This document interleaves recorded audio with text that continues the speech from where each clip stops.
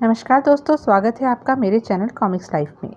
शुरू करते हैं राज कॉमिक्स की एक और मज़ेदार कॉमिक्स मृगकुंड। मृगकुंड लेखक तरुण कुमार वाही, चित्रांकन भालचंद्र मांडके, संपादन मनीष चंद्र गुप्त। एक समय की बात है, विक्रमगढ़ के राजा विक्रम सिंह के राज्य पर पड़ोसी दुश्मन देश चंदनगढ़ के राजा ने अपनी शक्तिशाली सेना के साथ अचानक आक्रमण कर दिया। विक्रम सिंह की सेना ने भी पूरी बहादुरी एवं हिम्मत से दुश्मन देश चंदनगढ़ की सेना का डट कर मुकाबला किया। उधर जिस समय राजा विक्रम सिंह युद्ध भूमि में अपनी जीत की विजय पताका फहरा रहे थे, रानी सुमंगला प्रसव वेदना से तड़प रही थी। आह! अगले दिन जीत का सेहरा बांधे राजा विक्रम सिंह ने नगर में प्रवेश किया तो मानो सारा नगर ही उनके स्वागत को उमड़ पड़ा। राजा विक्रम सिंह जिंदाबाद, हमारे राजा अमर रहें। महल के प्रांगण में कदम रखते ही विक्रम सिंह को महामंत्री ने एक और खुशखबरी दी। बधाई हो महाराज, आपको पुत्र रत्न की प्राप्ति हुई है। ओह, क्या सच? महामंत्री जी, ये खुशखबरी देकर आपने हमें अत्यधिक प्रसन्नता प्रदान की है। लीजिए, यह रहा आपका इनाम। और अब हम तुरंत अपनी रानी और पुत्र को देखना चाहते हैं। शुक्रिया महाराज, आइए। महामंत्री राजा को लेकर रानी निवास में पहुंचा। अहो भाग्य हमारे, देखा रानी, कैसे चांद से पुत्र को जन्म दिया है तुमने। यह सब ईश्वर के प्रताप का फल है स्वामी। संध्या होते ही नगर का कोना कोना प्रकाशमय हो उठा। पूरे नगर को किसी दुल्हन की तरह सजाया संवारा गया। राज्य के निर्धन लोगों के लिए कोषागार के दरवाजे खोल दिए गए। विक्रम सिंह स्वयं अपने हाथों से हीरे मोतियों व स्वर्ण मुद्राओं से लोगों की झोलियां भर रहे थे। राज्य के सभी लोगों के लिए दावत का प्रबंध किया गया था। वाह, अति स्वादिष्ट। राजा विक्रम सिंह की जय जयकार के नारों से राज्य की जनता ने आसमान गूंजा दिया।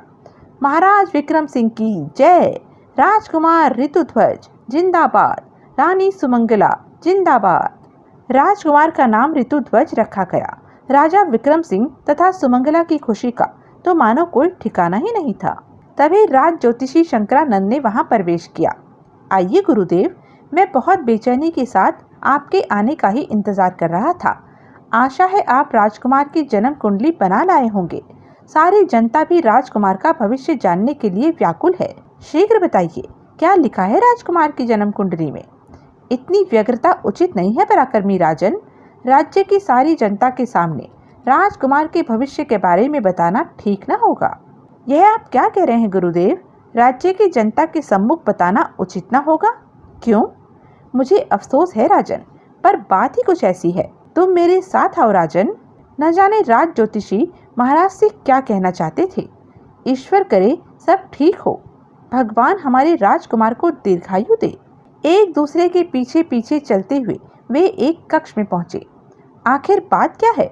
आपकी चुप्पी मेरे मन में संदेह को जन्म दे रही है गुरुदेव। सुनना ही चाहते हो राजन, तो सुनो। राजकुमार ऋतुध्वज की जन्म कुंडली के अनुसार उसकी उम्र 20 से ऊपर न होगी। नहीं, ऐसा नहीं हो सकता।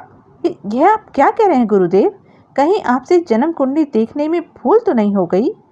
तुम मेरे साथ आओ राजन। जो कुछ मैं कहना चाहता हूँ उसे सुनने के लिए पत्थर का कलेजा होना चाहिए। महारानी मेरी बात बर्दाश्त नहीं कर सकेंगी। राजन, जो मैं कहता हूँ उसे ध्यान पूर्वक सुनो और उसी पर अमल करो। इसी में ही राज्य की भलाई है। राजकुमार ऋतुध्वज की परवरिश करना रेत का घर बनाने जैसा होगा राजन।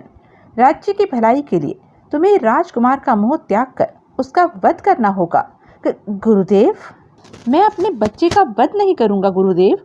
आखिर इतने बरसों के बाद मुझे ये खुशी नसीब हुई है।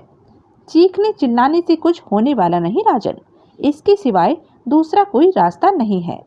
उफ, यह आपने मुझे किस धर्म संकट में डाल दिया है गुरुदेव। ओह, मैं क्या करूं? गुरुदेव, क्या राजकुमार की दीर्घायु के लिए कोई रास्ता नहीं? रास्ता तो है राजन, किंतु मैं बताऊंगा नहीं, क्योंकि राजकुमार का 21वें वर्ष में प्रवेश आपके तथा राज्य की जनता के लिए अशुभ होगा। इसका मतलब उपाय तो है। हाँ राजन, उपाय तो है, लेकिन विक्रमगढ़ की प्रजा की भलाई के लिए राजकुमार के दीर्घायु होने की कामना छोड़ दो। और चूंकि 20 वर्ष से पहले ही उसकी मृत्यु सुनिश्चित है, अतः राजकुमार को अभी से ही मरा हुआ मानकर उसका वध करवा दो। क्योंकि अभी उसकी मृत्यु का दुख सहन करने की तुम में व रानी सुमंगला में क्षमता है, जबकि बाद में यह दुख सह पाना तुम दोनों के लिए अत्यंत कठिन होगा। नहीं गुरुदेव, मैं किसी भी दशा में अपने प्रिय पुत्र के वध का आदेश नहीं दे सकता। आप मुझे राजकुमार की दीर्घायु होने का उपाय बताइए। राजकुमार की दीर्घायु होने की बात दिमाग से निकाल दो राजन, क्योंकि वह 21वें वर्ष में प्रवेश करते ही तुम्हारे व तुम्हारी प्रजा के लिए घातक सिद्ध होगा। चाहे कुछ भी हो गुरुदेव, हमें राजकुमार की, अपने राज्य के उत्तराधिकारी की जिंदगी चाहिए, मृत्यु नहीं। आप राजकुमार की दीर्घायु होने का उपाय बताइए। तुम जिद कर रहे हो राजन। ओह, राजकुमार की जन्म कुंडली देखकर मैं चमत्कृत था कि 21वें वर्ष में उसका प्रवेश क्यों कर है। अब समझ में आया, तुम्हारी जिद उसका कारण है। अब भी समय है राजन, मेरी बात मान लो, अन्यथा कहीं बाद में तुम्हें पछताना न पड़े। मेरा फैसला अटल है, वही होगा जो हम चाहते हैं। आप उसकी दीर्घायु के लिए जो बन पड़े कीजिए। राजा का स्वर एकाएक ही पत्थर के समान कठोर हो उठा। तो फिर मेरा भी फैसला सुन लो राजन। सांप को दूध पिलाने का कार्य मैं हरगिज नहीं कर सकूंगा। 20 वर्ष बाद ही सही, उसे मरना तो है ही। गुस्ताख, तुम्हारी इतनी हिम्मत! इसे गिरफ्तार करके काल कोठरी में डाल दो और तब तक कोड़े बरसाते रहो, जब तक कि यह घमंडी हमारे सामने अपना सिर न झुका दे। जाओ, ले जाओ इसे। राजा का आदेश पाकर सैनिक राज ज्योतिषी को पकड़कर काल कोठरी की तरफ ले गए। फिर पलक झपकते ही सारी सूचनाएं पूरे राज्य में जंगल की आग की भांति फैल गई। जिसने सुना वह हैरान बुत सा बना खड़ा रह गया। नगर की सारी चकाचौंध समाप्त कर दी गई। हे प्रभु, राजकुमार को मेरी आयु भी लग जाए। सारे विक्रमगढ़ में मरघट का सा सन्नाटा फैल गया था। जबकि उधर काल कोठरी में अब भी समय है बुढ़े, राजकुमार की दीर्घायु होने का रहस्य बता दे, अन्यथा कोड़े मार मार कर तेरी खाल खींच ली जाएगी। मूर्ख, राज्य की भलाई के लिए मेरे प्राण ही क्यों न चले जाएं, पर मैं मुख तक न खोलूंगा। तेरी ये हिम्मत, तुझे अपने प्राणों का भी मोह नहीं? ले मजा चख। आह! तभी महामंत्री के साथ खुद राजा विक्रम सिंह ने कारागार में प्रवेश किया। ये इस प्रकार नहीं मानेंगे जोरावर, इनके बदन पर लाल चींटियां छोड़ दो। उफ, जो हुक्म। और अगला पल राज ज्योतिषी शंकरानंदू के लिए बेहद खतरनाक था। अब देखता हूँ कि तुम कब तक अपनी जिद पर कायम रहते हो। आह राजन, पुत्र बिछो की कल्पना ने वास्तव में तुम्हारी बुद्धि भ्रष्ट कर दी है। अपने सोचने समझने की शक्ति कुंद कर दी है तुमने। आह, तुम कितने भी जुल्म कर लो मुझ पर राजन, परंतु आह, मेरा फैसला अटल है। इसी के साथ साथ साथ ज्योतिषी बेहोश हो गए। महाराज, मुझे डर है कि कहीं इन यातनाओं को सह न पाने के कारण राज ज्योतिषी की मृत्यु न हो जाए। नहीं महामंत्री, हम इन्हें इतनी आसान मृत्यु नहीं देंगे। मेरे दिमाग में अभी अभी एक योजना आई है, अब देखूंगा इनकी जुबान कब तक खामोश रहती है। जोरावर, होश में लाओ इस कमबख्त को। और तुम महामंत्री, राज्य के सभी साधु महात्माओं और सिद्ध पुरुषों को एक एक करके यहाँ लाओ। ना, कोई प्रश्न नहीं, हमने जो कहा है उस पर तुरंत अमल करो। जो आज्ञा। सुबह तक नगर की अधिकांश साधु संतों को पकड़कर कैद कर लिया गया। हमें इस प्रकार पकड़कर कैदियों के समान यहाँ क्यों रखा जा रहा है, अभी पता चल जाएगा। चलो, तुम्हें अभी महाराज के सामने उपस्थित होने का आदेश है। सुनो बुढ़े, नगर के सभी साधुओं को पकड़कर यहाँ लाया जा चुका है। अगर तुमने महाराज की आज्ञा का तुरंत पालन नहीं किया तो एक एक कर सभी को तुम्हारी आंखों के सामने मौत के घाट उतार दिया जाएगा। और फिर राज ज्योतिषी के सम्मुख ही एक खूनी तमाशा शुरू हो गया। नहीं! आह! यह देखकर राज ज्योतिषी की आत्मा चीख उठी। उफ! अगर तुमने राजा की बात नहीं मानी तो यह दुष्ट सचमुच पागल हो जाएगा, और ऐसा होने के बाद ईश्वर पर से लोगों का विश्वास उठ जाएगा, धरती पर प्रलय मच जाएगी। तुम्हें उससे पहले ही कुछ करना होगा। राजा विक्रम का कहा मानकर तुम्हें राजकुमार की दीर्घायु का रहस्य बता ही देना चाहिए। ठहरो, मैं तैयार हूँ। उसके बाद राज ज्योतिषी के जख्मों पर मरहम पट्टी की गई, उन्हें स्वादिष्ट भोजन कराया गया, फिर उन्हें महाराज के सम्मुख पेश किया गया। मेरे ख्याल से अब तुम्हें वह रहस्य बता ही देना चाहिए। अपनी जीत पर कैसा गर्व महसूस कर रहा है, मेरा सम्मान करना तक भूल गया है। पर वास्तव में यह किसी प्रजा का पिता राजा विक्रम सिंह नहीं, बल्कि उसके भीतर छिपा एक बेटे का बाप बोल रहा है। क्यों नहीं, वही बताने के लिए तो मुझे तुम्हारे सामने उपस्थित किया गया है। राज ज्योतिषी ने कहना शुरू किया। सुनो राजन, राजकुमार की दीर्घायु के लिए तुम्हें एक कुंड का निर्माण तथा दीर्घकालीन यज्ञ कराना होगा। हर साल एक मृग की आहुति देने के बाद उसके रक्त से राजकुमार को स्नान कराना होगा। मृग कुंड में रक्त के 20वें स्नान के पश्चात राजकुमार आयुष्मान हो जाएंगे। तब तक महाराज संकेत से सैनिकों को भीतर बुला चुके थे और उस अवधि तक तुम भी हमारी कैद में रहोगे। अगर इस बीच हमारे राजकुमार के साथ कोई अनहोनी हुई तो तुम्हारे साथ ही सभी साधु संतों को मौत की घाट उतार दिया जाएगा। मुझे यह भी मंजूर है राजन, ले जाओ इन्हें और कैद में डाल दो। तत्पश्चात महाराज ने यह खुशखबरी रानी सुमंगला को दी। क्या सच? ओ महाराज, आप नहीं जानते कि आपने यह खुशखबरी देकर मुझे भी दूसरा जन्म दिया है। आज मैं बहुत प्रसन्न हूँ। परंतु वह बेचारी क्या जानती थी कि असलियत क्या है। राजा विक्रम सिंह ने उसे बताया ही कब था। ममता की मारी रानी सुमंगला तो प्रसन्नता से नाच ही पड़ रही थी। आहा, तूने सुना मेरे लाल, तुझे कुछ नहीं होगा, ईश्वर ने हमारी सुन ली है। पगड़ी। और फिर कुछ ही दिनों बाद पूरी तैयारियों व जोर शोर के साथ यज्ञ प्रारंभ हो गया। बड़े बड़े विद्वान तथा सिद्ध पुरुष महात्मा उस यज्ञ को पूर्ण करने में लग गए। हजारों लोगों के विशाल जन समूह ने राजकुमार की दीर्घायु के लिए ईश्वर से प्रार्थना की। समय समय पर मृग कुंड में मृग की आहुति देने के बाद नन्हे राजकुमार को उसके रक्त से स्नान कराया जाता रहा। अभी 15 वर्ष और बाकी हैं। राजकुमार ऋतुध्वज दीर्घायु हो।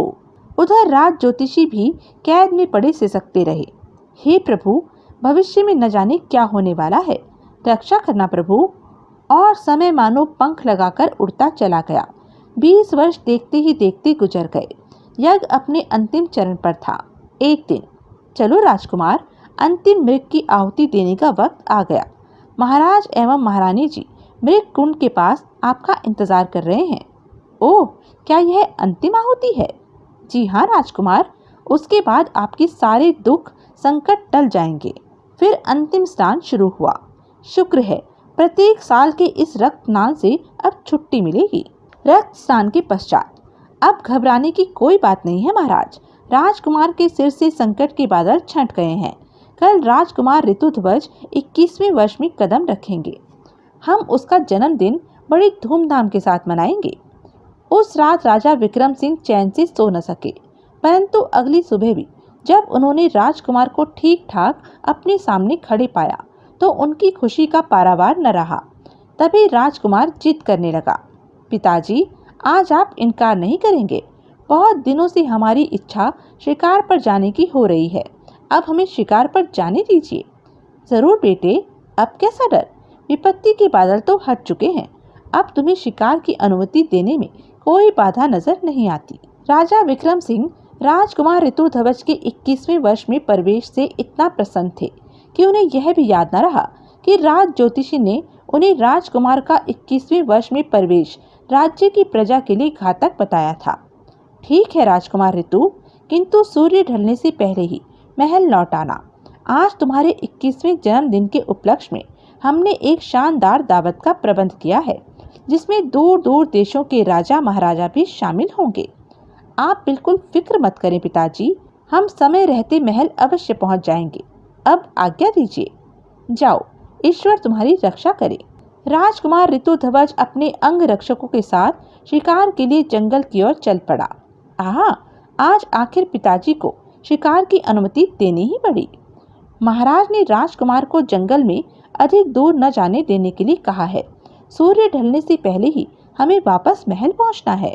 पर तभी, अरे, यह एकाएक मौसम को क्या हुआ? वीर सिंह, तुम लोग रुक क्यों गए? चले आओ हमारे पीछे पीछे। लेकिन राजकुमार जी, मौसम का रुख बदल रहा है, हमें लौट पड़ना चाहिए।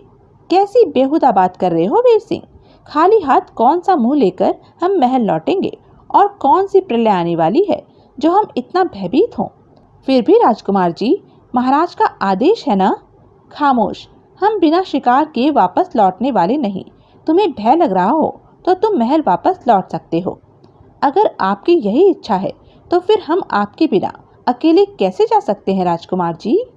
हठी राजकुमार ऋतुध्वज को समझाना वीर सिंह के बूते के बाहर की बात थी। इस प्रकार एक बार फिर उन्हें भयानक जंगली सीमा में आगे जाना पड़ा। एकाएक राजकुमार ऋतु प्रसन्नता से चीख उठा, देखो वीर सिंह, कितना प्यारा हिरण है। इसी के रक्त से तो कल तक हम नहाते आए हैं। क्यों न अब इसकी सुंदर खाल को भी अपने कक्ष की शोभा बढ़ाने के काम में लाया जाए। जैसी आपकी इच्छा राजकुमार, हम अभी इसे पकड़ते हैं। जरा संभल के राजकुमार जी।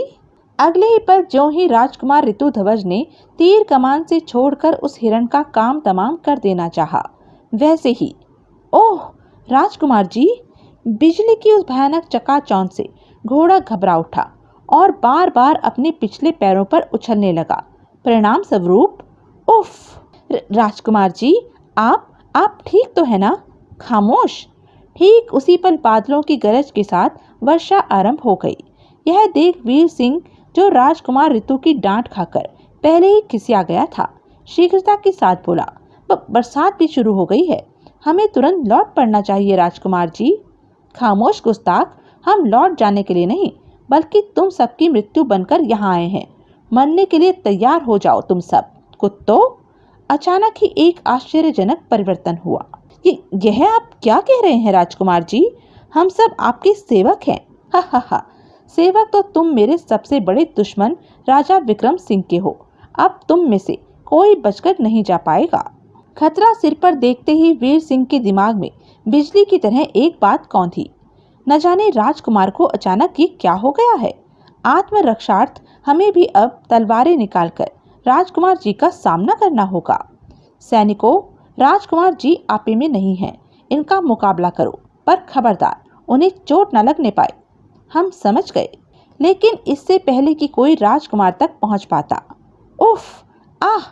और फिर अगले ही पल उन्होंने जो दृश्य देखा, उसे देखकर सबके देवता कूच कर गए। रोंगटे खड़े हो गए उनके, थर थर कांपने लगे वे। हा हा हा हा। राजकुमार का शरीर अचानक विशाल हो गया। हा हा हा हा। भागो! लेकिन राजकुमार ने सैनिकों को उठाकर पटक दिया। छपाक! आह! बचाओ! आई! हा हा हा हा। हे भगवान! जमीन पर गिरने के साथ ही उन दोनों सैनिकों के चीथड़े उड़ गए। खतरा सिर पर देख बचे सैनिकों के साथ वीर सिंह ने राजकुमार पर प्राणघातक हमला कर दिया। आक्रमण! मगर सैनिकों के तीरों को राजकुमार ने अपने एक ही हाथ से रोक लिया। यह देखकर वे चकित रह गए। उफ! इससे मुकाबला करना व्यर्थ है, भागकर अपनी जान बचाओ।